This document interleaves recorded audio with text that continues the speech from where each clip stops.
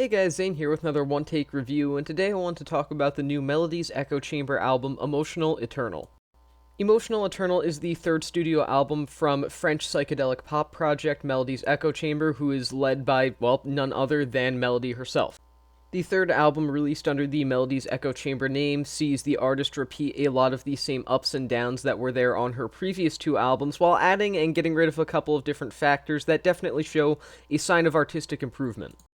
The compositions on Emotional Eternal are quite strong, as they do show a lot of the dream pop-like influences that were first demonstrated on the 2012 debut of the Melody's Echo Chamber name, as well as sort of adding in those psychedelic rock influences that were more prominently featured on the 2018 follow-up Bon Voyage. Many of my personal favorite tracks here, like Pyramids in the Clouds, actually also add in soaring string sections that are definitely interesting and unique within the realm of Melody's music, and definitely contribute to that idea of artistic evolution on her latest effort. That being said, most everything that is found on Emotional Eternal is kind of reeled back a little bit. This is something that rings especially true when you compare Emotional Eternal to the previous album from Melody's Echo Chamber, Bon Voyage. As interesting as Bon Voyage could be as an album, it just dealt with more experimentation and just different sounds than Melody's Echo Chamber really knew how to handle. Emotional Eternal acts as a sort of more self-composed and refined follow-up that really gets rid of any sort of clutter that was found on Bon Voyage, but still keeping the willingness to dabble in other areas of expertise, which is why this as a follow-up to that album is such a better experience overall. Needless to say, Emotional Eternal is one major improvement as an album. I will say, as a vocalist, however, I do find Melody less than engaging overall. The overarching purpose of Emotional Eternal as a listening experience and similar projects like Emotional Eternal is for both Melody and the listener to achieve a very ethereal kind of feeling overall that is able to last throughout the entire record's runtime.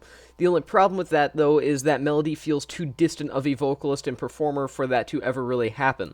Even on tracks like The Hypnotist, where the listener is being whispered directly into their own ears, it still just feels like Melody's kind of in a different realm, and it makes it very difficult to connect with her.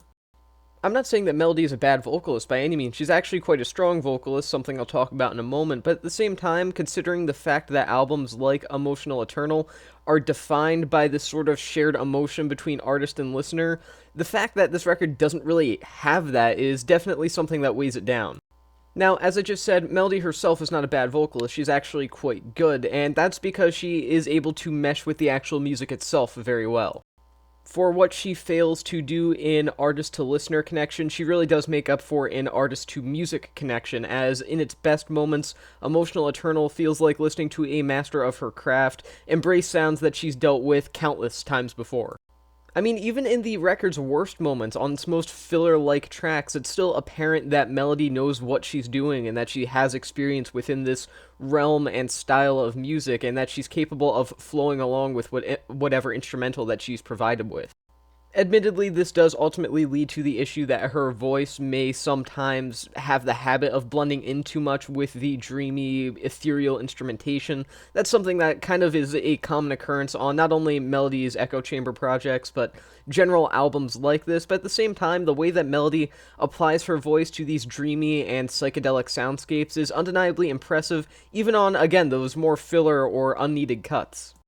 Filler songs is actually something that also happens to weigh down Emotional Eternal as a record, as about half of it, maybe, is just kind of filled with filler songs, which is a real shame because the best tracks here, like the previously mentioned Pyramid in the Clouds or Alma the Voyage, are genuinely fantastic songs that if the entire record was of that consistency, it would have been a truly fantastic listening experience, but as it stands, there's just too much filler here, there's too much music that really just serves no purpose in the overall progression of the record's tones, its sounds, its themes, and with that lack of experimentation that I mentioned before, it just could have been an EP, really.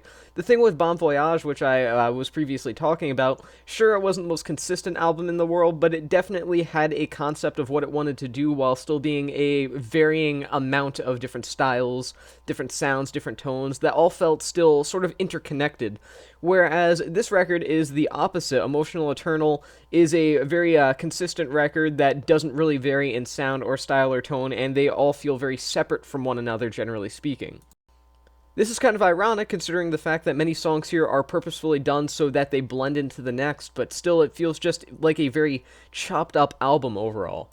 Anyways, I digress. Overall, Emotional Eternal as an album is a thing that embraces both the best and worst aspects of previous Melody's Echo Chamber albums while getting rid of a couple to ensure that she is still slightly improving as a musician. It has always felt like the French songstress that is Melody has always been aware of her abilities as a musician and performer, but at the same time, has just really always truly failed to stand out.